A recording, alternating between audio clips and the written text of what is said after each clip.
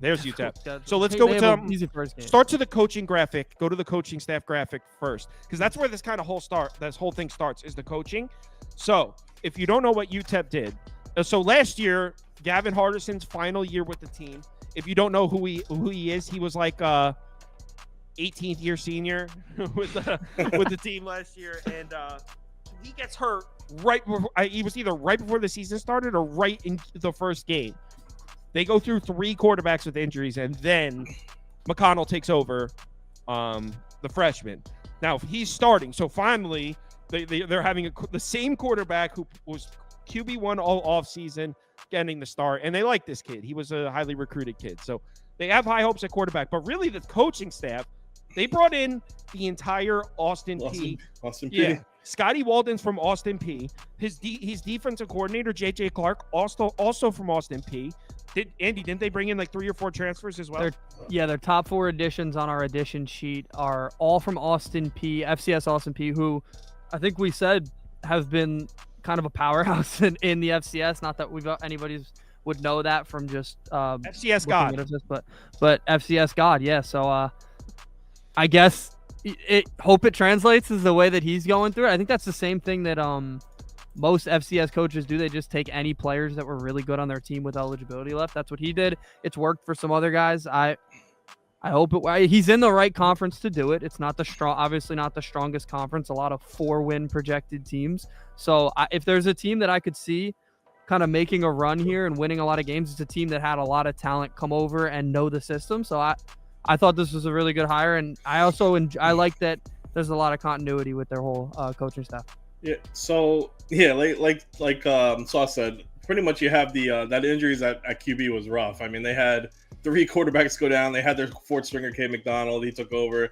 He's going to start here, but I wouldn't be surprised if Skylar Locklear from Austin P starts, because he brought over 9 Austin P starters from FCS. So plus the good thing is Javon Jackson Jr. is going to be a beast for him. I don't know if you saw him at Austin P, but he had so many yards. So I think he's going to be a top 3 running back in the conference. So yeah, I mean, I like the offense a lot of what he's doing here. Last year, they actually had unreal pass rush numbers last year. Yeah. Depending on what website you use, PFF had him at 5th in pass rush grade, or I think they had him at 3rd, 2nd in sack rate, 2nd in pressure rate, 2nd in pass. Westmoreland was first team Conference USA last year. Yeah, they were first in allowing passing yards per game too. They were a very good pass defense, very good. I will say. Yeah, but they also played Conference USA passing offense. Yeah. Well, I mean, they're going to again a lot of the quarterback. I mean, I will say that Conference USA's quarterback situations are all much stronger than last year. I think there was a lot of injuries. I mean, going into the season, everybody likes their quarterback, but I mean, they've had a lot of transfers come into a lot of these Conference USA teams, and so I think passing will be a big thing in this conference. I like Cade McConnell. I know I took all his stats from last year and I put them on my sheet. They don't wow you, 6 touchdowns, 4 interceptions in his games, but a lot of the big games he was pretty good in. I mean, they went on the road in Sam Houston. He was amazing in that game. He wasn't great against Liberty, but I mean, nobody was great against Liberty. So wasn't he good in the Middle Tennessee game too? Yes, that was actually the game where he took his most pass attempts and he had 364 yards. So yeah, he was very good in that game. It's just funny when you were saying with Austin P, but both of their offensive tackles are going to be from Austin P starting this year. So yeah, it's basically at the Austin P offense going against the FBS. But I mean, it's a mix of returning starters too. So I mean, Austin P had some hard work. They played Tarleton and Abilene Christian. So I mean, the thing is, it's Conference USA. So if it's going to work, it's going to work here. Yeah. So and plus they got Corey Wren from TCU, the running back, and he was great last year. So. Their offense is going to be awesome. Year of the Miners. So before we give our win totals, let's pull up the schedule and we'll go win-loss. I think I like the over here, but the thing with these Conference USA schedules, there's so many coin flip games because the whole conference is a freaking coin flip. Yeah, definitely.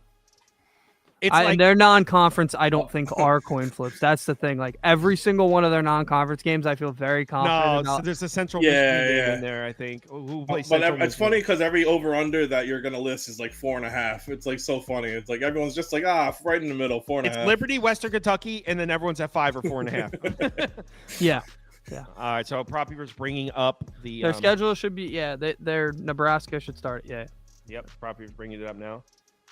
They have an easy one. They have an after awful that, but out. they're going they to have probably. really hard out of conference.